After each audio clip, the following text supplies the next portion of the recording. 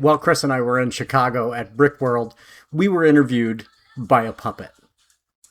Yeah, that sounds weird because it is a little bit weird, but it actually ended up being very cool. Everybody that's watched this knows what is going on. We're not dumb.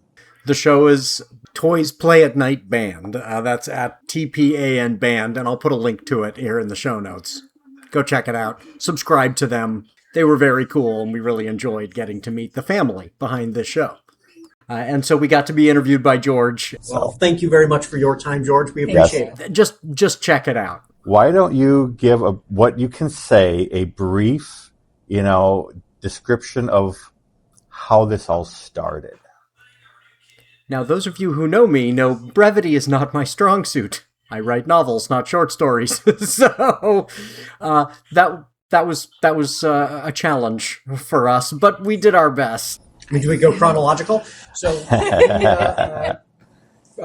Chris worked as a manager of a particular corporation's franchise. Yes. And they, after a time period there and being very successful, they were really impressed with Chris's work.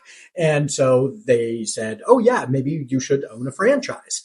And we said, okay, this might be something that's worth doing. And we got a franchise that was successful, that was going well. And then an individual came in and said, I've got this giant collection, and not with the intention initially of having any kind of consignment, but Chris is a very honest person. And so Chris said, well, I'll just give you my sense of what it might be worth, and then you can decide where you want to, take it and sell it, but that way you won't get ripped off. Mm-hmm. And so the guy felt so grateful that she was so honest that he said, well, why don't I go consignment here with you?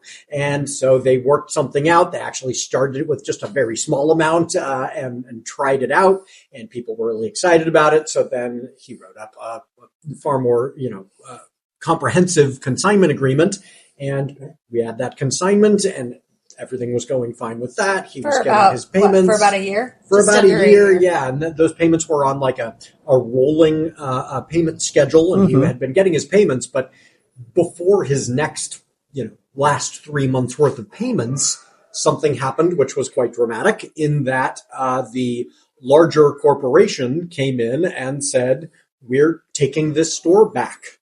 And we are arguing, and our case is they were doing it under pretextual grounds. So they were saying, "Oh, you owe us a whole bunch of money that we think was, completely their fault. That was not fair, and they are obligated to." Am I saying too much? I need to be very careful. Yeah, they did not fulfill the obligations. Yes, that they were under in how the transfer of ownership took place. Yes. So luckily, Chris took very good video and kept all the emails and receipts. And that is good. Yeah. That's a good thing. Keeping the documentation. Paperwork. Yeah. But even then, we thought, they said to us very clearly, you can't fight us on this. We're going to bury you in legal expenses. You'll never see a dime. And so we thought, all hope was lost. Yeah. And then thanks to another individual who we had never met before, who said, I'm going to do a documentary about this, it got the public's attention. Right. Yeah. And at that point, we had finally found a lawyer before that came out, and we were, in talks with them, but we still thought this is probably hopeless. Yeah. And then thanks to all of the public support, suddenly they are willing to talk to us. Yep, and so that has been hopeful, at least. So thanks to everybody who has been involved and has been demanding justice, we may actually get some. So thanks to everybody. Go to Toys at Night and check out the rest of the interview if you want to catch up to the present in this drama that is challenging to keep up on because it's a lot of moving parts. I recognize that. But I think that's one of the things that folks are enjoying about it. And so, we'll do our best to keep you up to date.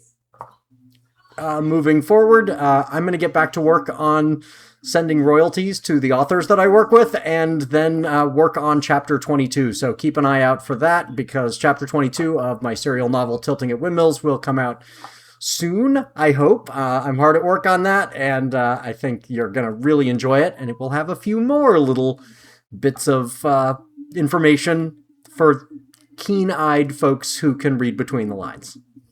As you can imagine, the TRO makes it tricky to talk about certain things. We're hopeful that that is all going to be moot very soon, and we'll be able to talk more freely. If you would like to have us on your show, we're going to be interested in speaking to more people. So, reach out. You can reach out through the notapippublishing@gmail.com. We'd love to do more of these interviews and kind of get to tell our side of the story. Because they've been kind of manipulating the system, and so Absolutely. It is nice for folks to see a case where we could actually get some real justice. Absolutely.